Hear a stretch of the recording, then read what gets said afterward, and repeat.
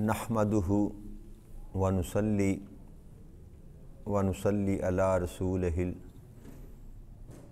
الامین المکین الحنین الکریم الرؤوف الرحیم اما بعد فاعوذ باللہ من الشیطان الرجیم بسم اللہ الرحمن الرحیم۔ واجب الاحترام ساتھیو، اللہ تعالیٰ کا بے پناہ لطف و کرم اور اس کا احسان عظیم ہے کہ جس کی توفیق سے ہم اس کے ذکر کے لیے اس کے گھر میں جمع ہیں۔ آج اللہ کی توفیق سے ہم چوتھے پارے کا آغاز کر رہے ہیں اور یہ پارہ سورہ آل عمران کی آیت نمبر 92 سے شروع ہوتا ہے۔ اس میں اللہ کریم نے ارشاد فرمایا، لن تنالوا البر حتى تنفقوا مما تحبون وما تنفقوا من شيء فإن الله به عليم۔ کہ تم ہرگز نیکی کو نہیں پہنچ سکو گے جب تک تم اپنی محبوب چیزوں میں سے خرچ نہ کرو، اور تم جو کچھ بھی خرچ کرتے ہو بے شک اللہ سے خوب جاننے والا ہے۔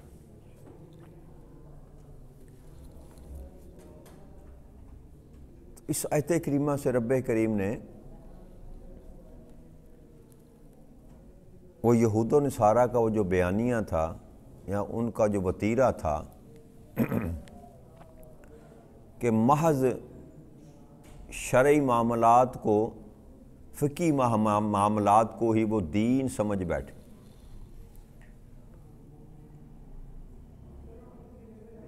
اور جو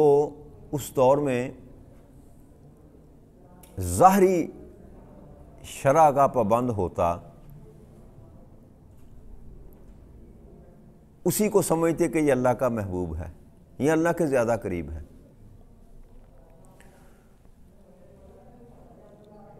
اس بات کی اللہ کریم نے نفی کی کہ شرع کا پابند ہونا ظاہری طور پر، جیسے ہمارے معاشرے میں بھی ہے، داڑھی رکھ لی، سر پہ ٹوپی سجا لی، جبہ کبہ پہن لیا، تو لوگ سمجھتے ہیں کہ شاید یہ اللہ کے بڑا نیک آدمی ہے۔ یہی معیار ہم نے بنا رکھے ہیں نا، یہی معیار ہمارے۔ تو بین اسی طرح کے معیارات یہودیوں میں خاص کریں، عیسائیوں میں تو رہبانیت ہوتی تھی نا، وہ تو دنیا سے لگ تھرگ ہو جاتے تھے، تو یہودیوں میں زیادہ یہ والی بیماری تھی کہ ان میں وہ جبے کبے والے جو تھے نا، جیسے ہمارے معاشرے میں 2 نمبر پیران کرام ہیں ویسے موجود ہوتے تھے، اور لوگ یہ سمجھتے تھے کہ یہی بڑے نیک لوگ ہیں، یہی بڑے پارسا لوگ ہیں۔ تو اللہ کریم نے اس بات کی نفی کی کہ تم ہرگز نیکی کو پہنچ ہی نہیں سکو گے، یعنی کہ جتنی مرضی تم نمازیں پڑھ لو، روزے رکھ لو، حج کر لو، ہر سال عمرے کر لو، یہ فرائض ہے نا جی، اس سے انکار کی بات نہیں میں کر رہا، لیکن جو اصل اساس رب کریم بیان کرنا چاہتا ہے نا دین کی،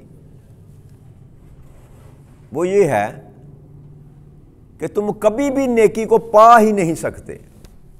پہنچ ہی نہیں سکتے۔ یہ سارے نیک مال ہیں، سارے کے سارے فرائض کے ساتھ یہ نیک مال ہیں، نماز پڑھنا، روزے رکھنا، حج کرنا، عمرے کرنا،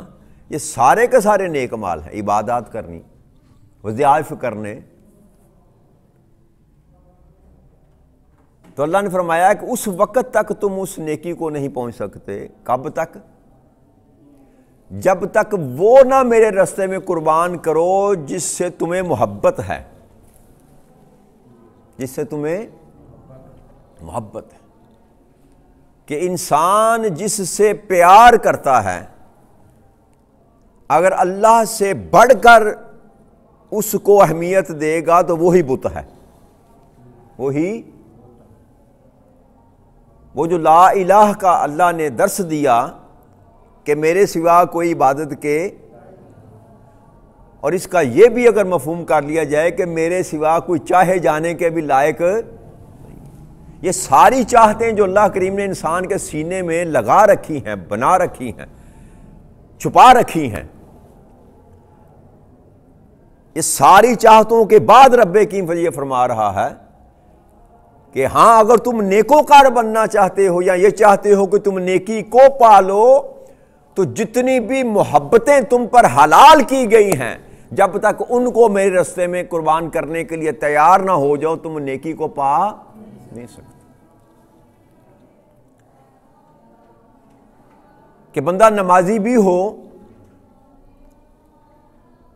اور محبت غیر اللہ کی سیلے میں سجا رکھے، مال کی دولت، اولاد کی دولت، اقتدار کی دولت، جاہ و جلال کی دولت، منصب کی دولت، عزت کی دولت، وقار کی دولت، کوئی بھی ایسی کوئی دولت جو اللہ کریم نے عطا فرما رکھی ہے، اس کی محبت سینے میں سجا کر رکھے تو اللہ فرماتے ہیں وہ تو کبھی نیکی کو پا ہی نہیں سکتا۔ شرط یہ ہے کہ جو کچھ بھی تیرے سینے میں محبت میں بچا رچا بسا ہے، جب میری بات آئے تو اس کو قربان کر دے۔ مال خرچ کرنے کی باری آئے تو یہ نہ سوچ کہ میرا کیا بنے گا، یہ تو بڑی محنت سے میں نے اکٹھا کیا، صبح سے لے کر شام تک میں محنت کرتا ہوں، میں کما کر لاتا ہوں، تو اسے کیسے اللہ کی راہ میں خرچ کر دوں؟ اللہ کے راستے میں خرچ کرتے ہوئے اگر اس کی محبت آپ پر غالب آ گئی تو وہ مال آپ کے لیے بت ہے اور آپ اس کی پوجا کر رہے ہیں۔ اولاد کو دین کے معاملے میں ہمارا تو حال یہی ہے نا کہ ہمارے بچے بیکن ہاؤس میں پڑھتے ہیں، ایجوکیٹر میں پڑھتے ہیں، لائٹ سکول میں پڑھتے ہیں، بڑی بڑی جو چینز چل رہی ہے نا ہمارے ملک میں، اور 20 25 30 ہزار روپیہ ماہانہ دیتے ہیں چھوٹے چھوٹے بچوں کا۔ میں غلط تو نہیں کہہ رہا؟ تو جب دین کا معاملہ آئے گا، جب اللہ کے لیے اولاد کو بھیجنا پڑے گا تو لولا لنگڑا اپاہج جو ہوگا، سب سے بدتر جو بچہ ہوگا اس کو کہیں گے مدرسے میں چھوڑا۔ جب اللہ کے راستے میں دینے کے لیے باری آئی تو سب سے نکھند جو چیز ہے وہ آپ نے اللہ کے راستے میں دی، اور پھر آپ اگر یہ گمان کریں کہ میں نیک بن گیا یا نیکی کو میں نے پا لیا تو اللہ کہتا ہے نہ، ہرگز نہیں۔ اب جو سب سے تجھے پیارا ہے اولاد میں، وہ اگر تو میرے راستے میں دے گا تو تب تو میری اس نیکی کی بات کو پہنچ سکے گا۔ مال، عزت، آپ جو کچھ بھی اللہ کریم نے تم کو عطا کیا، اگر اس کی محبت کسی ایک شے کی محبت میں میرے دوستو اگر انسان پر غلبہ پا لے گی تو انسان جتنے مرضی ہر سال عمرہ کر کے آئے دا کہ 10 دن اعتکاف بیٹھے وہاں پر روضہ رسول میں صلی اللہ علیہ وسلم، اللہ نے بات کھول کر بیان کر دی کہ تو دنیا کو دکھانے کے لیے تو نیک بن سکتا ہے، میرے نزدیک تو نیک نہیں ہے۔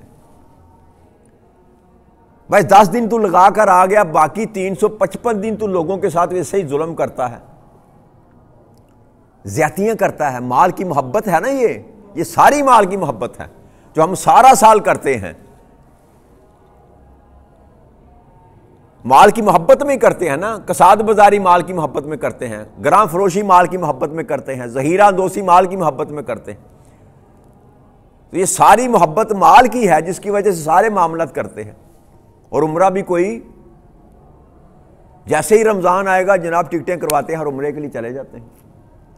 تو یہ سارے کا سارا جو دھوکہ ہم دیتے ہیں، رب کریم کو دھوکہ نہیں دیا جا سکتا۔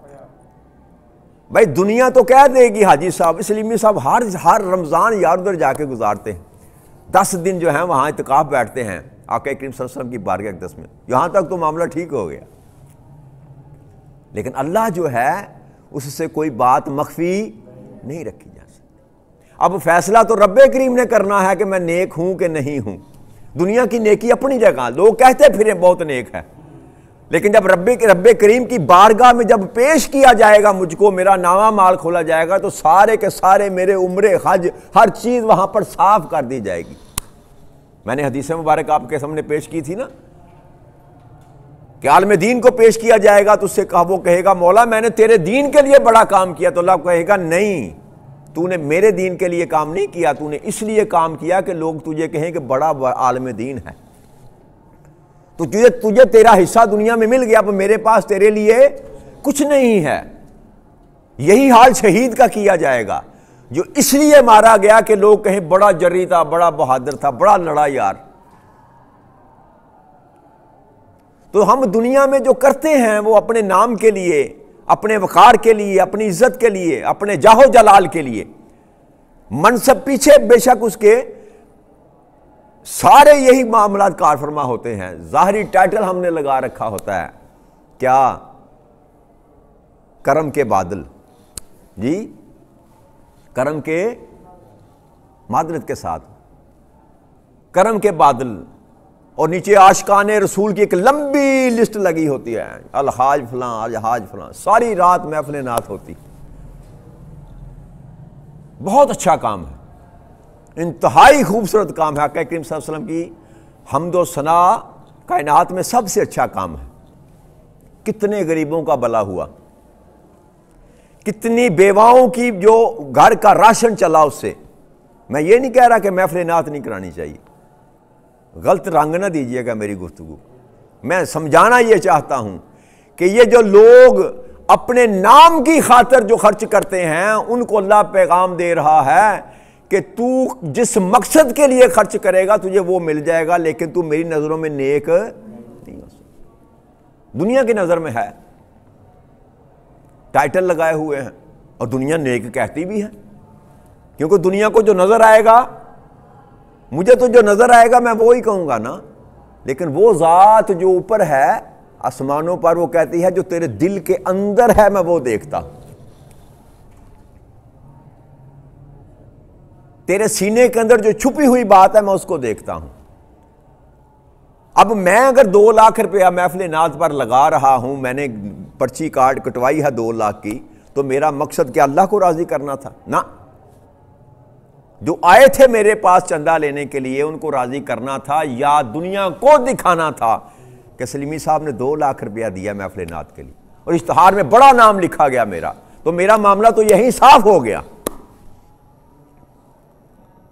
اب میری جو خواہش پیچھے چھپی تھی، میری اس خرچ کرنے پر میرے نام کی محبت غالبہ پا گئی، تو پھر نیکی تو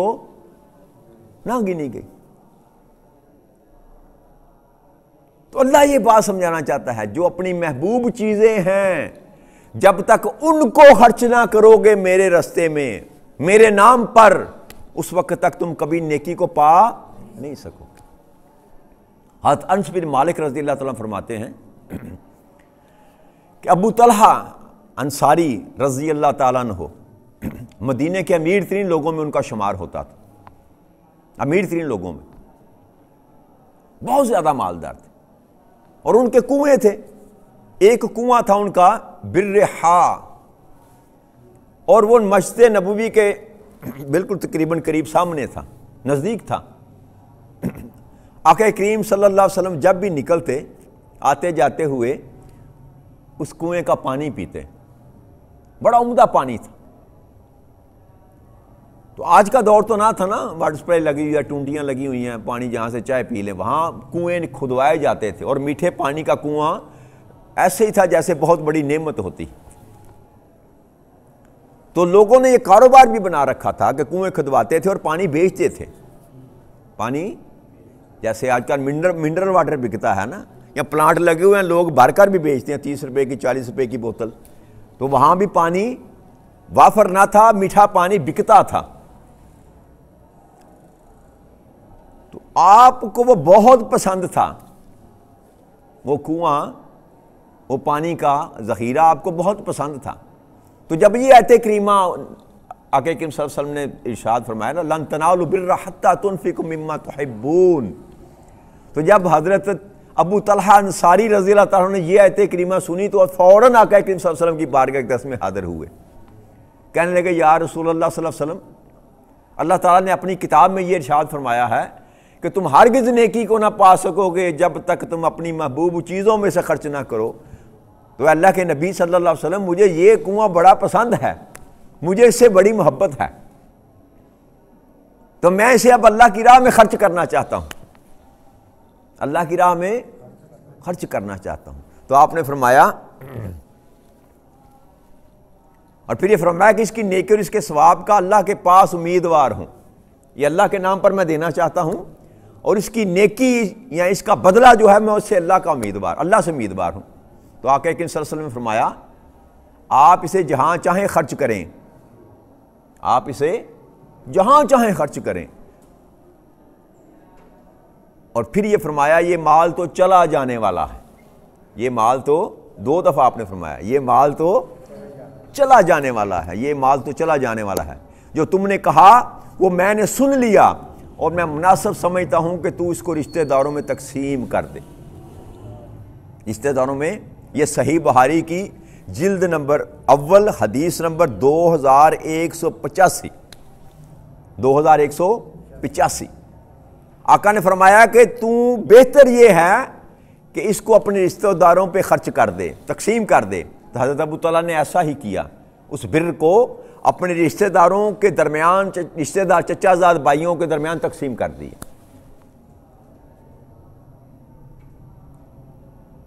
تو اسی حدیث مبارک میں سے پہلا سبق کیا ملا؟ وہ ذی القربا، جس کی میں آپ سے بات کرتا رہتا ہوں۔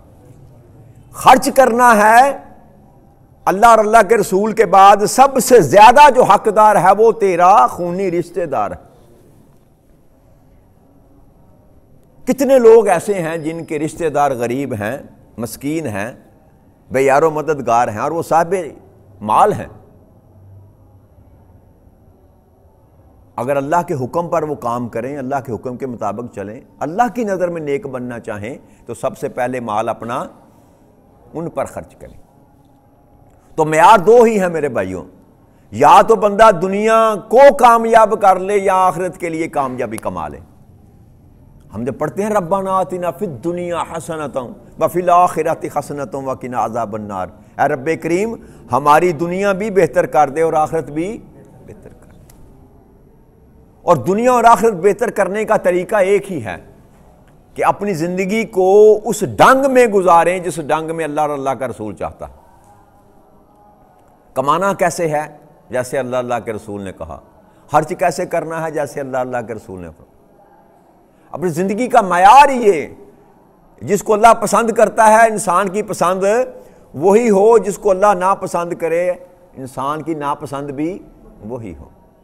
تب جا کر انسان یہ گمان کر سکتا ہے کہ میں آخرت میں کامیابی حاصل کر سکوں۔ ورنہ جیسی زندگی ہم گزار رہے ہیں اپنی مرضی سے، اپنی منشا سے، کمانے کے لیے بھی اپنی مرضی اور منشا ہے، ہم نہیں دیکھتے کہ یہ جائز کر رہا ہوں کہ ناجائز کر رہا ہوں، میری مزدوری اتنی بنتی ہے کہ نہیں بنتی، بس جائز ہے کہ ناجائز کر رہا ہوں،